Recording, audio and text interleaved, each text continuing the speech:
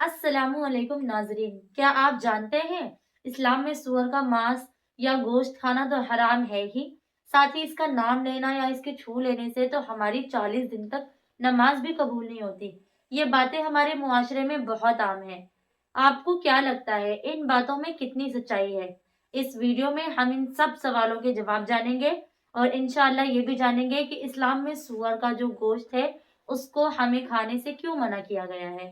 सबसे पहले हम ये जान लेते हैं कि सूअर का नाम लेने से 40 दिन के लिए जो ज़बान नापाक होने वाली बात है, ये बिल्कुल गलत है। इसका तो नमाज से, इस्लाम से कोई ताल्लुक ही नहीं है।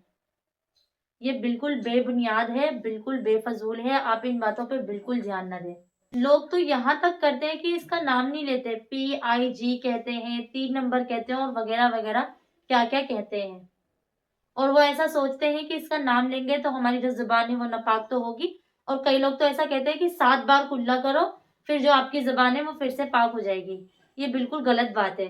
इससे साफ ज़ाहिर है कि जिहालियत कितनी ज़्यादा फैली हुई है। जबकि अल्लाह ताला ने तो खुद कुरान में 4 मर्तबा सूअर का नाम भी लिया है, ज़िक्र भी किया है। अरबी में सूअर को खिंजीर कहते हैं, इंग्लिश में पिग कहते हैं। जानवर तो वही है, अलग अलग नाम लेने से जानवर तो नहीं बदल जाएगा। तो ये कैसी बात हुई कि इंग्लिश में कह देने से जबान नापाक नहीं होगी और हिंदी में कहने से नापाक हो जाएगी। इस बात का तो ज़हीन लोगों के दिमाग से कोई ताल्लुक ही नहीं है। मशहूर तो ये बात भी है कि जरा सा टच अगर सूअर हमसे हो जाए तो हमारी जो नमाज है वो 40 दिन तक कबूल ही नहीं होगी। जबकि ये भी सरासर गलत बात है। सूअर अगर जरा सा टच हो जाता है तो आप उसे साफ कर दो, जैसे और गंदगी लग जाती है बिल्कुल वैसे ही। लोग तो इस हद तक गुजर जाते हैं कि मोहल्ले में आसपास अगर ये कहीं दिख जाए तो इसे मारने तक पर उतर जाते हैं। सूअर जो है वो हमारे लिए नजसे ऐन है। हम पहले जान लेते हैं नजसे ऐन क्या होता है। नजसे ऐन का मतलब ये है कि जिन चीजों का इस्तेमाल हमारे लिए बिल्कुल हराम और नाजायज बता दिया गया है, जिसकी ना ही हम जिल्द यानी और जो उसकी चमड़ी होती है ना ही हम वो इस्तेमाल कर सकते हैं, ना ही उसका गोश्त इस्तेमाल कर सकते हैं और ना ही उसकी हड्डी, और ना ही हम उससे कोई कारोबार कर सकते हैं, ना खरीद सकते हैं ना बेच सकते हैं। और जैसे सूअर हमारे लिए नजसे ऐन है, वैसे ही हमारे लिए कुत्ता भी नजसे ऐन है। तो ये कहाँ की ज़हीनियत हुई कि एक का हम नाम ले लेंगे तो ज़ुबान नापाक नहीं होगी, लेकिन दूसरे का नाम ले लेंगे तो ज़ुबान नापाक हो जाएगी। जबकि है तो दोनों ही नजसे ऐन। और ये भी बिल्कुल बेवकूफ़ी वाली बात है कि दोनों ही जानवर नजसे ऐन होने के बावजूद भी एक यानी कुत्ते को 2 लोग पाल भी लेते हैं। कई मुसलमान ऐसे हैं जो पालते भी हैं चौकीदारी के लिए, और दूसरे को टच भी करने से कहते हैं कि 40 दिन तक नमाज ही कबूल नहीं होगी। न जाने ये जाहिलियत कब हमारे मुआशरे से खत्म हो जाएगी। और हमें ये भी याद रखना चाहिए कि इन सब बातों के बावजूद ये जो है ये अल्लाह ताला की मखलूक है, और अल्लाह ताला की मखलूक को नुकसान पहुंचाना, तकलीफ देना, मारना पीटना ये तो गुनाह है। अल्लाह ताला ने हर चीज को किसी न किसी मकसद से पैदा किया है। तो हम कोई नहीं होते किसी जानवर को मारने वाले, पीटने वाले या कहने वाले कि ये जो है इसके नाम लेने से हमारी ज़ुबान नापाक हो जाएगी। ये सब गलत है। हमें याद रखना चाहिए कि जैसे अल्लाह ताला ने हमें बनाया है, वैसे ही अल्लाह ताला ने किसी न किसी मकसद से हर जानवर को, हर मखलूक को पैदा किया है। अब हम ये जानते हैं कि आखिर क्यों इस्लाम में सूअर का गोश्त खाना हमारे लिए हराम कहा गया है। आपको पता है साइंस भी कहती है कि सूअर का गोश्त खाने से इंसान को तकरीबन 70 किस्म की बीमारियां हो सकती हैं।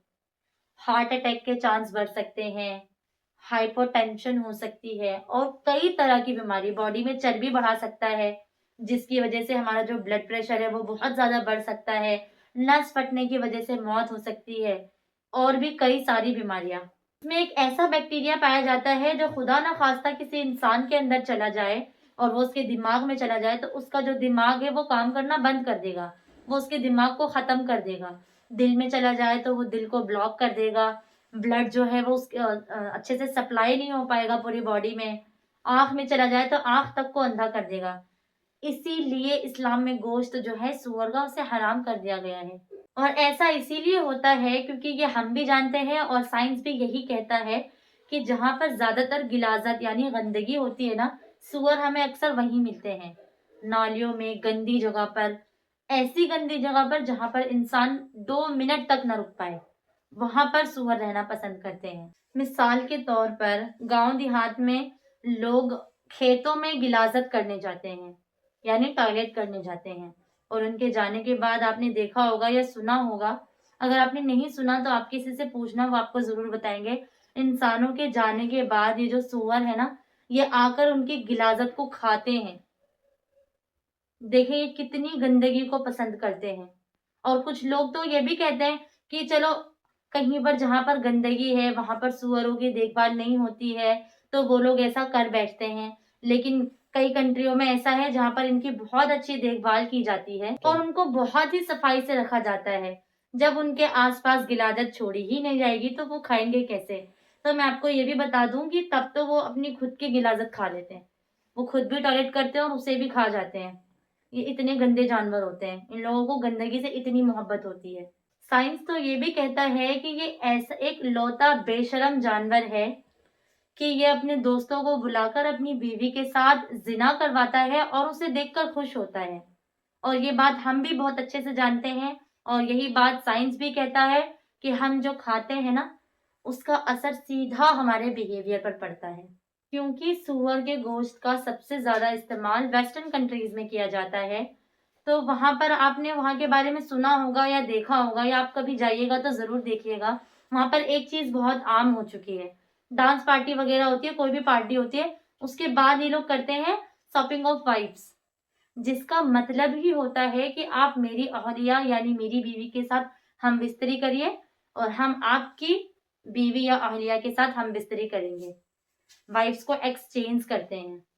اب آپ اسی سے سمجھ جائیے کہ کیسے اس گندے جانور کی اس گندی حرکت انسانوں تک پہنچتی جا رہی ہے، کیونکہ وہ لوگ اس کا ماंس ہی زیادہ کھاتے ہیں، اور انہی نقصانات کی وجہ سے اللہ تعالیٰ نے قرآن مجید میں ہمارے لیے سور کو حرام فرمایا ہے، کہا ہے کہ اس سور کے ماंس سے دور رہے، نہ اسے کھائے نہ اسے استعمال میں لائے۔ اور یقیناً اسلام میں اگر ہمیں کسی بھی چیز کو کرنے سے منع فرمایا گیا ہے، منع کیا گیا ہے، تو اس میں ہماری کوئی نہ کوئی بہتری ضرور ہے، کیونکہ اللہ تعالیٰ بے شک ہمیں سب سے زیادہ چاہنے والا ہے اور اللہ تعالیٰ ہماری بہتری ہی پسند کرتا ہے۔ اگر آپ کو میری ویڈیو اچھی لگی اور کچھ بھی سیکھنے کو ملا تو اس ویڈیو کو ایک لائک کرے، ایک شیئر ضرور کرے، اور ایسی ہی اور ویڈیوز کے لیے میرے چینل کو ضرور سبسکرائب کریں۔